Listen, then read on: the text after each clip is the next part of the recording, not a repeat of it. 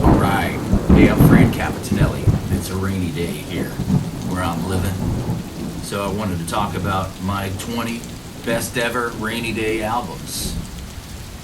So, at number 20, Pink Floyd Metal. Starting out with the song One of These Days, which I heard on the Weather Channel one day. There was like a severe weather alert and they were playing this song along with the radar, and it was just perfect. I never heard it again after that on the Weather Channel, but I think they should use this song every time for any weather updates. Number 19, J.J. Cale, the album Naturally. This album smokes in a very relaxed way, if you know what I mean.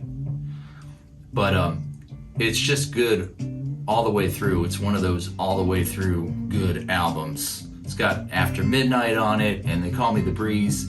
I guess After Midnight, it was a single before it came out on this album, and he was like broke when Eric Clapton covered it. And that helped a lot to not be broke anymore. I don't think he was broke anymore after that. Alright. Can.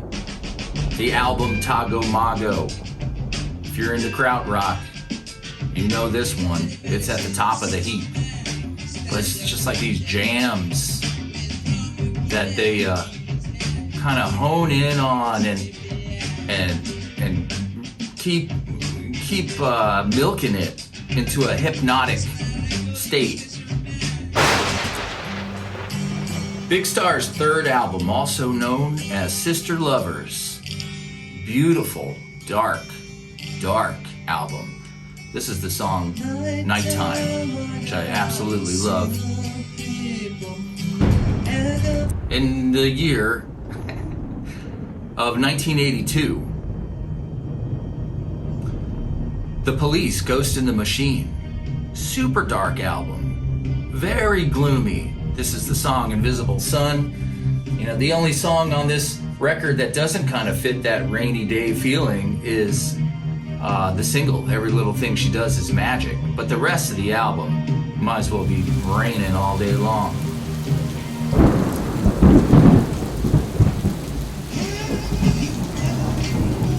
Of course, Jimi Hendrix Electric Ladyland. It's got the song Rainy Day Dream Away on it. And it's got all kinds of moods on here, but it definitely goes with that rainy day feeling.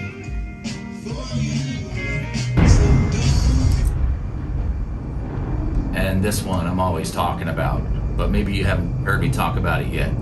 Miles Davis, In a Silent Way. Tony Williams. On the hi-hat, just kind of sounds like raindrops on the hi-hat. Very smooth album, great to wake up to, perfect for a rainy day. Alright, let's get a little freaky with the Silver Apples, the album Oscillations. Groundbreaking album, came out in 1968. Really kind of off the wall, but another kind of like hypnotic thing that they've got going on, similar to Can.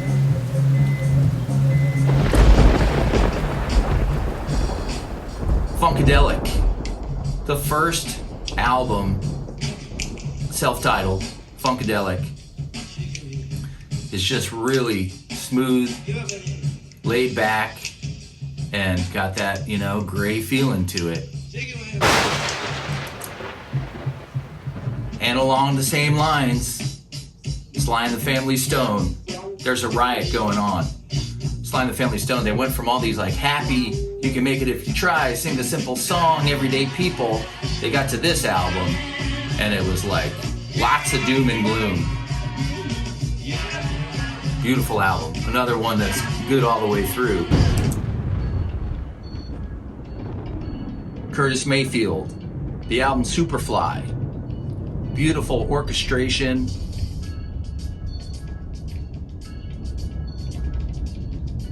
Great arrangements across the board. This will do it for you. Of course, Led Zeppelin 3. This is the song Friends. Give it to me. But of course, we know this album is like heavy on the acoustic side, and a little bit of a left turn from the album before it, which no one was expecting at the time. But since it's been around all these years and they put out all those albums after it, it just fits perfectly into the catalog. You needed to have this one. Alice Coltrane, Journey in Satchitananda. This is another one that's on the Hypnotic side. Just kind of repeats this drone for a while and elevates. It's like a storm brewing that ends up right over your head.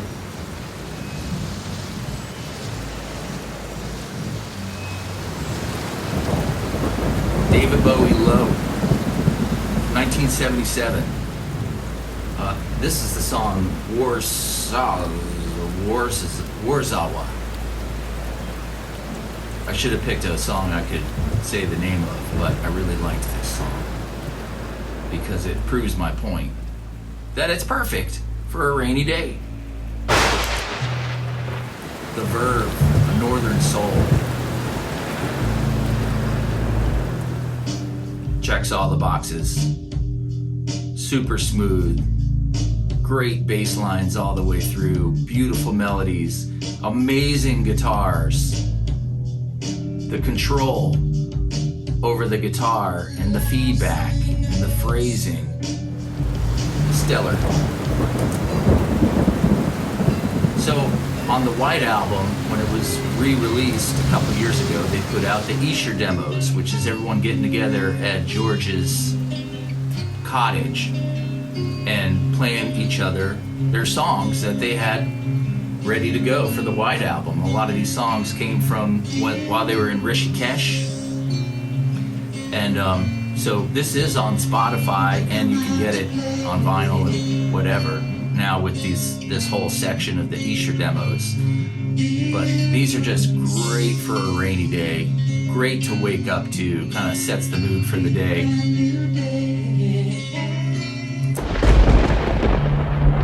Velvet Underground from 1969. This is the self-titled album, but it's the third one in their catalog. And it's very laid back, very smooth.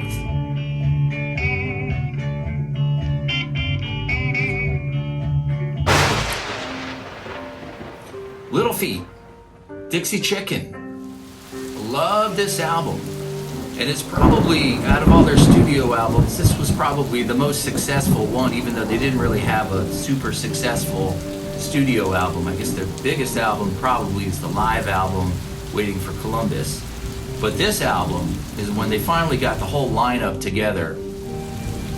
And it just cruises along at that kind of like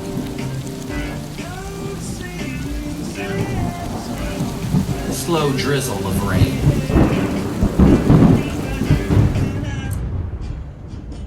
Oh my God. Syd Barrett, Opal. If you're ever depressed, throw this album on. It hopefully will pop you out of it, because man, this album is dark. Maybe the darkest of all of them.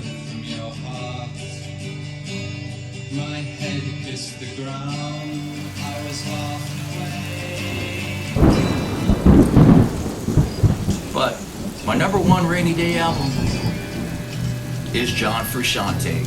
Neandra Day is usually just a t-shirt. This is John Frusciante's first solo album, where I think he recorded it on a 4-track. So there's no like drums, there's like bongos on one song, but it's just him, a guitar, and his voice.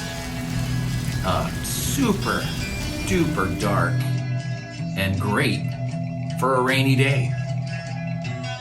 All right, that's it. I'm sure y'all got some suggestions of your own rainy day albums that you like to throw in there. Send me a comment. I'd love to know. I had to exclude a few from mine to get it to 20. But hey, you know, all in a day's work. Francapitanelli, totally into the sound. Subscribe to this channel if you haven't already, and we'll see you next time.